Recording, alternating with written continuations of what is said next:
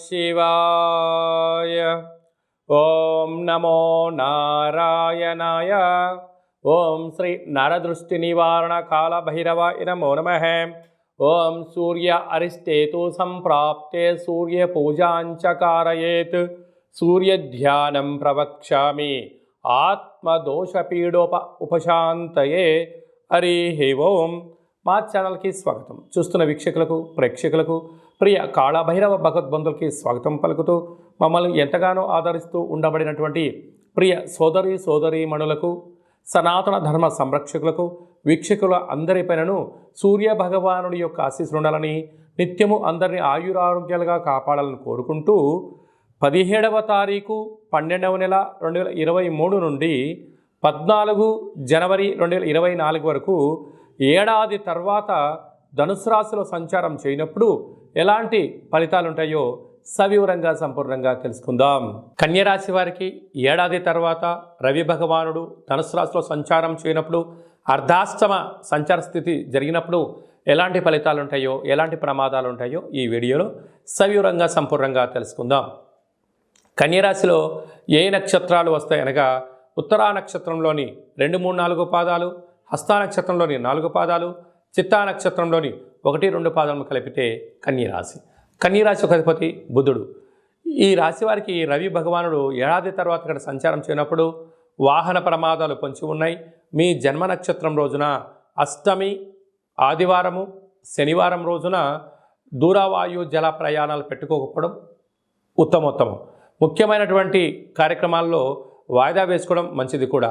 అంటే ఆవేశానికి వెళ్ళడం, అనర్థాలకు దారితీయడం, చిన్న చిన్న విషయాలకు తగాదాలకు వెళ్ళడం, పోలీస్ స్టేషన్లు, గొడవలు, యంత్ర ఆయుధ ప్రమాదాలు పొంచి ఉన్నాయి. కనుక ఇలాంటి కాల సమయంలో ప్రశాంతత, మౌనం, ధ్యానం, ఆధ్యాత్మికత మంచిదని చెప్పి మీరు గుర్తుపెట్టుకోగలగాలి. ప్రధానంగా వంటలు వండేటువంటి వారు, వ్యవసాయ సోదరీమణులు, గృహ భవనాల కార్యక్రమాలు, స్వయం వృత్తులు, వ్యాపార రంగంలో ఉండబడిన వారు ఎన్నో జాగ్రత్తలు అవసరం అని చెప్పి జ్యోతిర్విజ్ఞానం తెలియచేస్తుంది. గృహంలో నివసించే అందరిపైనను సూర్య భగవానుడి యొక్క ఆశీస్సులు ఉండగలగాలి అన్నట్లయితే ప్రధానంగా సూర్యుడు ఆరోగ్యకారకుడు, ఆత్మకారకుడు, పితృకారకుడు.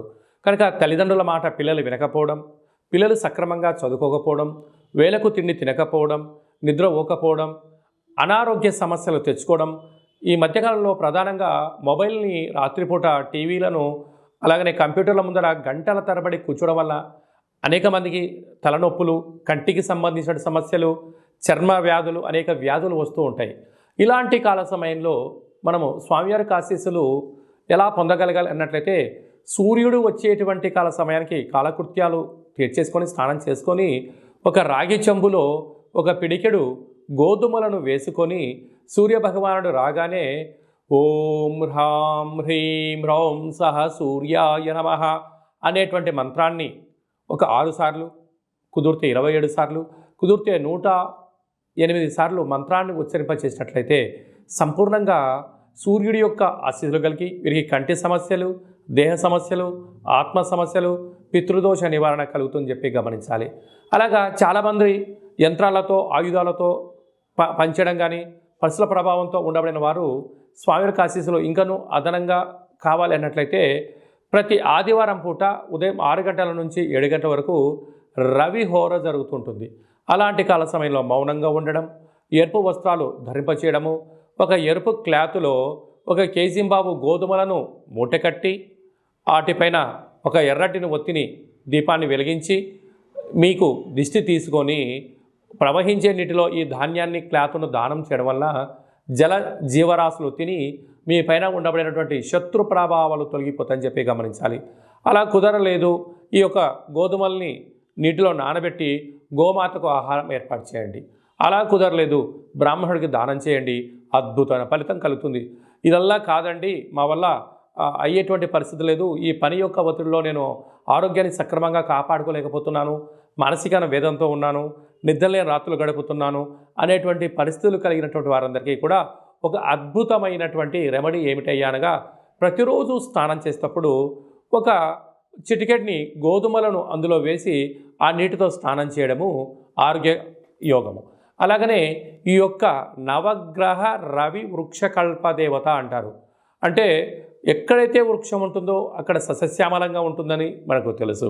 అలాగా ఈ యొక్క రవిగ్రహ కల్పవృక్ష దేవతను గృహంలో కానీ, ఆఫీస్లో కానీ, కారులో కానీ, ఫ్యాక్టరీలో కానీ, కర్మాగారాల్లో ఉంచుకొని ప్రతిరోజు ఒక 6 సార్లు ఓం హ్రాం హ్రీం రోం సహ సూర్యాయ నమః అనేటి మంత్రాన్ని ఉచ్చరింపచేసుకొని 2 అగరబత్తులు వెలిగించేసి ఈ వృక్షదేవత యొక్క చుట్టూ తిప్పినట్లయితే ఆ గృహంలో నిత్యము ఆయురారోగ్యాలు, ఆనందము, పితృదోషము, అలాగా ఆత్మకు సంబంధించినటువంటి దోషాలు, అనారోగ్యము, వాహన ప్రమాదాలు అలాంటివన్నీ కూడా నివారించబడి ఆరోగ్యం భాస్కరాదిత్యత్ అన్నట్టుగా సూర్యభగవానుడు నిత్యము మన ఇంట్లో ఉంటూ ఆయన ఆశీస్సులు మన మీద ప్రసాదించడం జరుగుతుంది. కనుక ఆసక్తి గలవారు ఈ యొక్క కింది నెంబరు సంప్రదించి ఆ నవగ్రహ రవి వృక్షకల్ప దేవతను సొంతం చేసుకోగలరు. అలాగనే మీ వ్యక్తిగత జాతకం తెలుసుకోవాలనుకుంటున్నారా?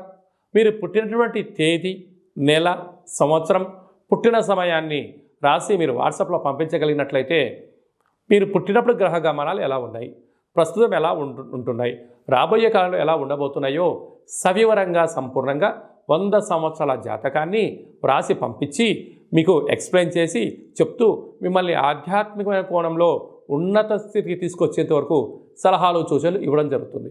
చాలామందికి పుట్టినటువంటి కాల సమయంలో డేట్ ఆఫ్ బర్త్లు లేనటువంటి ఏకైక కారణం చేత మీ పేరు యొక్క మొదటి అక్షరాన్ని అనుసరిస్తూ మీ యొక్క ముఖ కవళికలను, హస్తరేఖలను చూసి గవ్వల ద్వారా కాళభైరవ ఉపాసన చేత భూత, భవిష్యత్, వర్తమానాన్ని తెలియజేయడం జరుగుతుంది. అలాగా మీ అబ్బాయికి కానీ అమ్మాయికి కానీ ఎంతగా చూసినా పెళ్లి సంబంధాలు కుదరడం లేదా? ఎందుకు కుదరట్లేదు? ఎలాంటి అబ్బాయిని ఎలాంటి అమ్మాయిని వరుడుగా వధువుగా తెచ్చుకోవాలి? మరి యొక్క వివాహ జాతక పొంతనలో ఎలా ఉంటుందో మీకు సవివరంగా సంపూర్ణంగా కూడా తెలియజేయడం జరుగుతుంది. అలాగనే వివాహమైన దంపతులు తరచుగా గొడవ పడడం, 490 కేసులు పెట్టుకోవడం, కోర్టు సమస్యలు ఎక్కడం అలాంటి పరిస్థితులు ఉండబడిన వారు మీ యొక్క పేర్లు పంపించినట్లయితే ఆ పార్వతీ పరమేశ్వరులాగా మీరు నిత్యము కలిసి ఉండడానికి ఆధ్యాత్మిక సలహాలు సూచనలు జరుగుతుంది.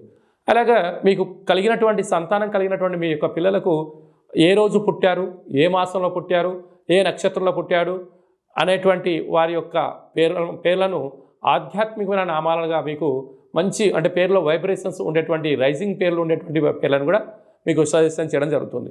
అలాగనే కాళభైరవ మంత్ర సాధన చేయాలనుకుంటున్న వారు కానీ, కాళభైరవ మంత్ర ఉపాసన చేయాలనుకుంటున్న వారు మన యొక్క దేవాలయంలో ఆధ్యాత్మికమైనటువంటి మీకు మంత్ర ఉపదేశాన్ని కూడా చేయడం జరుగుతుంది. ఆసక్తి గలవారు ఈ కింద నెంబర్ సంప్రదించి అపాయింట్మెంట్ తీసుకొని సంప్రదించగలిగినట్లయితే మీకు ఆధ్యాత్మిక సలహాలు సూచనలు ఇవ్వడం జరుగుతుంది. కనుక ఏడాది తర్వాత ధనుసు రాశిలో రవి భగవానుడు సంచారం చేయనప్పుడు అందరికీ నిండు నూరేళ్ల ఆయురారోగ్యాలను, మనశ్శాంతిని, ఆరోగ్యాన్ని ప్రసాదించాలని కోరుకుంటూ ఆశీర్వచనం. ఓం శతమానం భవతి శతాయ పురుష సతేంద్రియ ఆయుష్యేవేంద్రియే ప్రతిష్టతి ధనం ధాన్యం బహుపుత్రలాభం శత సంవత్సరం దీర్ఘమాయు నిత్యం సూర్యనారాయణ దేవత అనుగ్రహ ఆయురారోగ్య ఐశ్వర్య ప్రసాద సిద్ధిరస్తు. ఈ వీడియో మీకు నచ్చినట్టయితే లైక్ చేయండి, షేర్ చేయండి, మా ఛానల్ని సబ్స్క్రైబ్ చేసుకోండి. మేము చేస్తున్న ఆధ్యాత్మిక వీడియోలు అందరికన్నా ముందుగా మీరు చూడాలి అన్నట్టయితే గంట సింబల్ ప్రెస్ చేయండి, అలానే బటన్ కూడా తెలియచేయండి. ఈ భక్తి సమాచారాన్ని భగవద్బంధులకు, మిత్రులకు, స్నేహితులకు చేరవేసి సూర్య భగవానుడి యొక్క ఆశీస్సులు పొందండి.